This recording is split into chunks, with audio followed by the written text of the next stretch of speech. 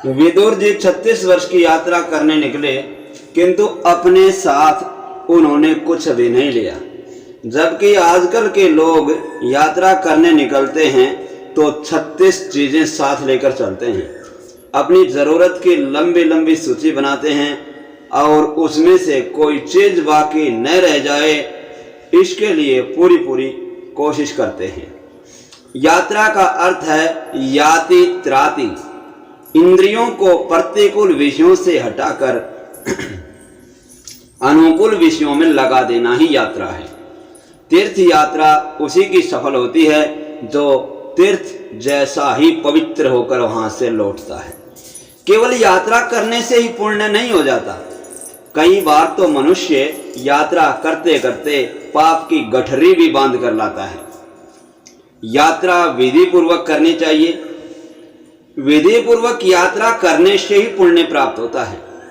यात्रा करने के लिए निकलने से पहले प्रतिज्ञा करनी चाहिए कि मैं अब ब्रह्मचर्य का पालन करूंगा, कभी क्रोध नहीं करूंगा, असत्य नहीं बोलूंगा, व्यर्थ भाषण नहीं करूंगा। ऐसी प्रतिज्ञा करने के पश्चात ही यात्रा का आरंभ किया जाए।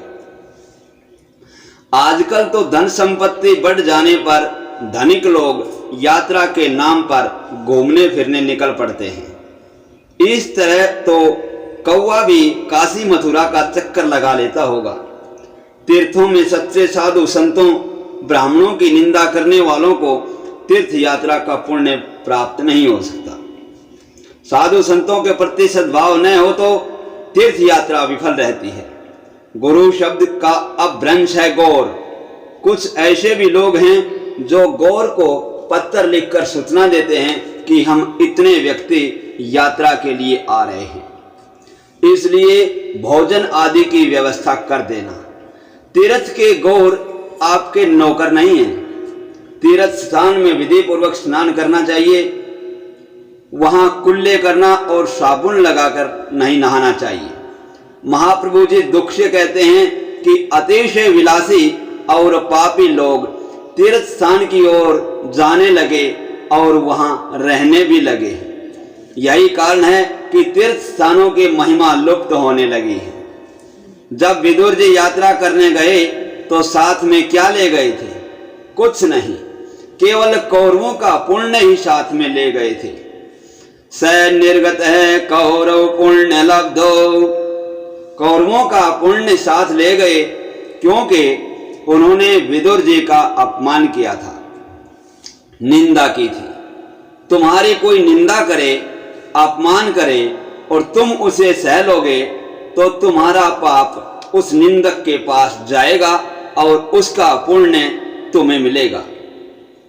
तीर्थ में जाओ तो उस दिन का अनशन करो। ब्राह्मणों का अपमान मत करो। सच्चे साधु संत ब्राह्मणों का अपमान करने से तीर्थ यात्रा किल रहती है। अनशन करने से शरीर की शुद्धि होती है, पाप जल जाते हैं और सात्विक भाव जागृत होता है। विदुर जी प्रत्येक तीर्थ में अनशन करते थे और विधि पूर्वक स्नान करते थे। यात्रा किस प्रकार की जाए, इस विषय में विदुर जी कहते हैं, गाम पर्यटन मेधय विविद्रवृति सदा पलुतो गैशेनो वधूते अलक्षित सवैरवधूत वेशो वर्तानी चेरे हरितोषिणानी। पृथ्वी पर वे अवधूत वेश में परिभ्रमण करते थे जिससे स्नेही संबंधी उन्हें पहचान न सकें। शरीर का श्रृंगार भी न करते थे। वे अल्प मात्रा में बिल्कुल पवित्र भोजन करते थे। शुद्ध वृत्ति से जीवन निर्वाह करते। प्रत्येक तीर्थ में स्नान करते, भूमि पर ही शयन करते और भगवान जिनसे प्रसन्न हो सकें ऐसे व्रत करते थे। संत तीर्थ को पावन करते हैं। भारद्वाज मुनि स्नान करने के लिए आते थे तो गंगा जी 25 सीढ़ियां ऊपर आ जाती थी। गंगा जी को ज्ञात था कि और लोग तो अपने पाप मुझे देने के लिए आते हैं, जबकि भारद्वाज मुनि तो मुझे पावन करने के लिए आते हैं। अति संपत्ति अनर्थ का मूल है। इसी कारण भगवान ने सुवर्ण की द्वारिका जल में डुबा दी थी। द्वारिका में भगवान की मूर्ति मनोहर है, उसका स्वरूप अद्भुत है। देखते रहने पर भी मन तृप्त नहीं होता। द्वारिकाधीश का दर्शन लोगों को अवश्य करना चाहिए। काशी का महात्म्य भी अधिक है। काशी के प्रमुख देव हैं भैरवनाथ। विश्वेशम महाद्वम ढूंढिम दंडपाणिम च भैरवम। इस श्लोक का नित्य पाठ करने से काशीवास का फल मिलता है। काशी में 9 मास रहने वाले का पुनर्जन्म नहीं होता। 9 महीने तक जो काशी में वास करे उसका पुनर्जन्म नहीं होता, ऐसा कहा है। काशी के मणिकर्णिका घाट पर यह श्लोक लिखा हुआ है, मरणम मंगलम अत्र सफलम जीवनम अत्र। शिव जी ज्ञान के मुख्य देव हैं। काशी में ज्ञान शीघ्र ही सिद्ध होता है। ज्ञान पाना चाहते हो तो तुम्हें शमशान में रहना पड़ेगा। शमशान ज्ञान भूमि है, शमशान में रहने की नहीं, उसे सदा याद करते रहने की आवश्यकता है। दिन में 3-4 बार शमशान की याद करते रहोगे तो बुद्धि में परिवर्तन होगा। कल्पना करो कि तुम काशी में ही रहते हो, यहाँ बैठकर मन में ही गंगा स्नान करो। कलियुग में तो मन से सत्कर्म करने वाले को भी पुण्य मिलता है। तीर्थ क्षेत्रों में गया जी पितृ गया प्रसिद्ध तीर्थ है। वहां अनेक श्राद्ध करने होते हैं। प्रथम श्राद्ध फल्गु के किनारे किया जाता है और अंतिम श्राद्ध अक्षय वट तले करना होता है, जहां की करारविंद और पादारविंद वाले श्री कृष्ण निवास करते हैं। श्राद्ध क्रिया करने वाला पुरोहित किसी एक वस्तु का त्याग करवाता है और भगवान से कुछ मांगने को कहता है।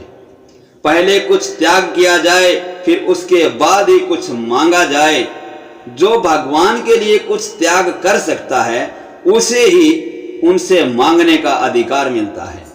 अधिकतर लोग अपनी जिस वस्तु से रुचि न हो उसे ही छोड़ने की प्रतिज्ञा करते हैं।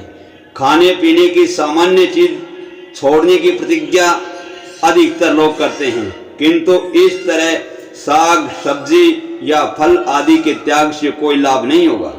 यदि पाप और विकार का त्याग करोगे तो लाभ होगा। ऐसा कहो कि काशी विश्वनाथ के दर्शन करके मैंने काम छोड़ दिया और गोकुल मथुरा की यात्रा में क्रोध को त्याग दिया। एक एक तीर्थ में एक एक पाप छोड़ दो, एक एक त्याग करो। प्रभु के लिए अति प्रिय वस्तु का त्याग करोगे तो वे प्रसन्न होंगे। काशी ज्ञान भूमि है, अयोध्या वैराग्य भूमि है, ब्रज प्रेम भूमि है। ब्रजराज में कृष्ण प्रेम भरा हुआ है। नर्मदा का किनारा तपोभूमि है। रेवा तीरे तपे कुर्यात। नर्मदा के किनारे पर ज्ञान वैराग्य और भक्ति तीनों सिद्ध हो सकते हैं। तीर्थ में क्रोध मत करो। तीर्थ में ब्रह्मचर्य आदि व्रतों का पालन करोगे तभी तीर्थ यात्रा का फल मिलेगा। यात्रा करते हुए विदुर जी यमुना किनारे वृंदावन आए। ठाकुर जी की कृपा से तुम्हें समय मिल सके तो 4 मास वृंदावन में रहकर प्रभु भजन करो। कन्हैया ब्रज में नंगे पांव घूम रहा था। यशोदा ने समझाया कि नंगे पांव वन में घूमने से कांटे कंकड़ चुभ जाएंगे, इसलिए पग रखा पहन कर जा। तो कन्हैया ने कहा कि गायों की सेवा करने के लिए ही तो मैं आपके घर आया हूं। गत जन्म में मैं राजा के घर में राम बनकर जन्मा था, तो मुझे किसी ने गौ सेवा का अवसर ही नहीं दिया। इसलिए मैंने सोचा कि अब भविष्य में मैं किसी गोपाल के घर जन्म लूंगा और गौ सेवा करूंगा। जब से 5 वर्ष के बालक थे तभी से गायों को खिलाने के बाद खाने का उनका नियम था। कन्हैया ने कहा कि मेरी गायों के पैर भी तो खुले ही हैं, तो फिर मैं ही कैसे पग रखे पहन सकता हूँ। लाला के यों तो कई नाम हैं, किंतु एक वैष्णव ने कहा कि मुझे तो गोपाल कृष्ण नाम ही बड़ा पसंद है।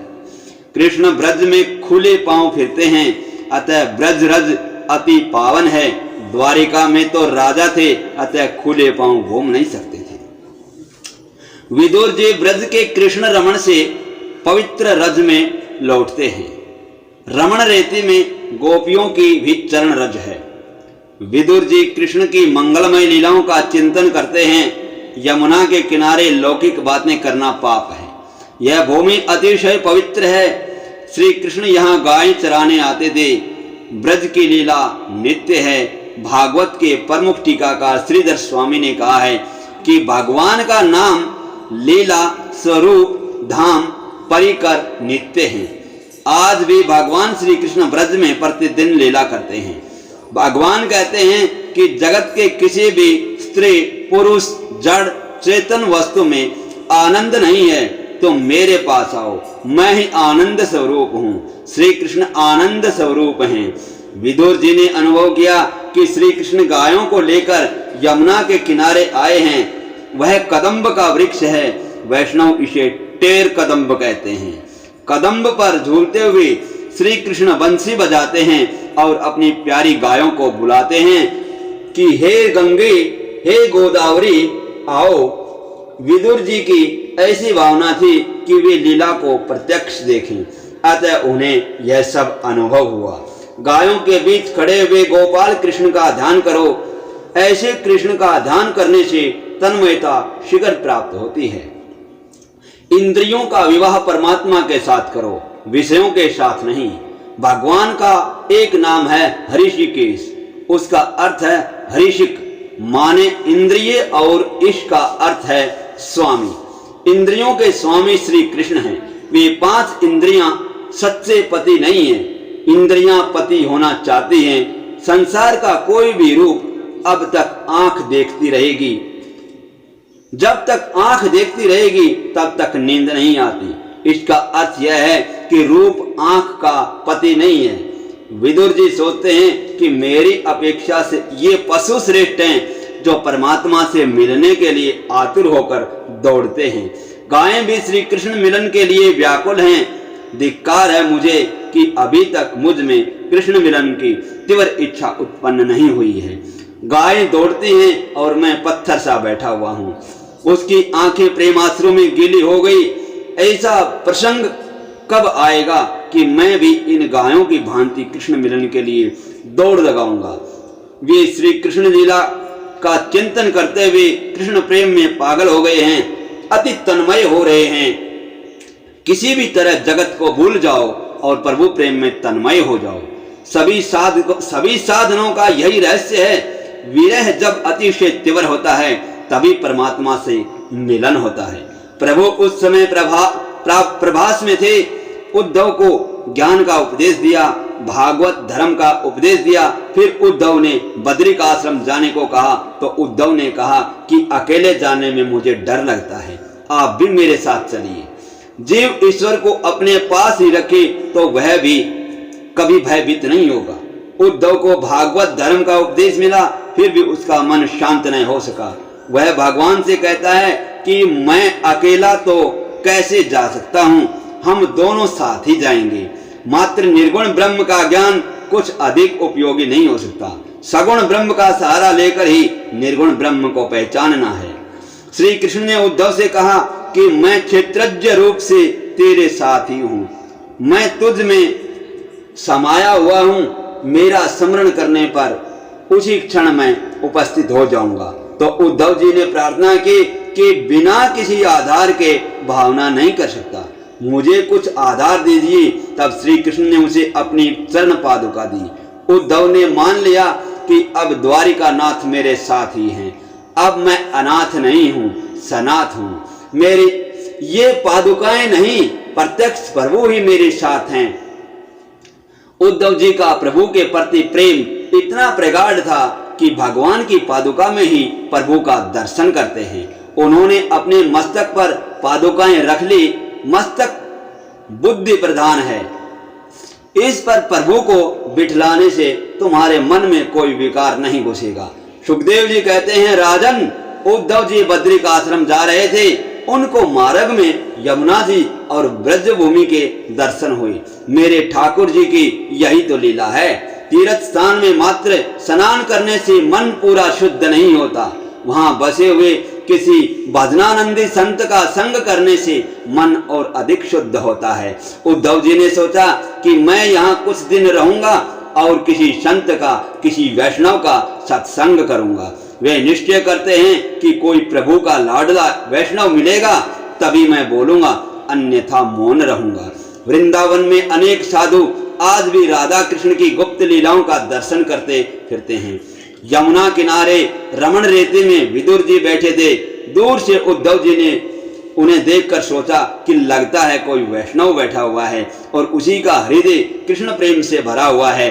समीप जाने पर उद्धव जी ने पहचान लिया कि ये महान भगवत भक्त विदुर जी हैं और उन्होंने विदुर जी को वंदन किया। उसी समय विदुर जी ने आंखें खोली और उद्धव जी से कहा कि यह ठीक नहीं है कि आप मुझे वंदन करें। विदुर जी ने उद्धव जी को प्रणाम किया। संतों का मिलन भी कैसा मधुर होता है। 4 मिले 64 खिले, 32 रहे कर जोड़, हरिजन से हरिजन मिले, बिहसे 7 करोड़। 4 आंखें, 64 दांत, 20 हाथ पैर की अंगुलियां, 7 करोड़, 7 कोटि, 7 करोड़ रोम, शरीर में 7 करोड़ रोंगटे होते हैं। हरिजन का अर्थ है हरि के लाडले। विदुर जी और उद्धव जी का दिव्य सत्संग हुआ।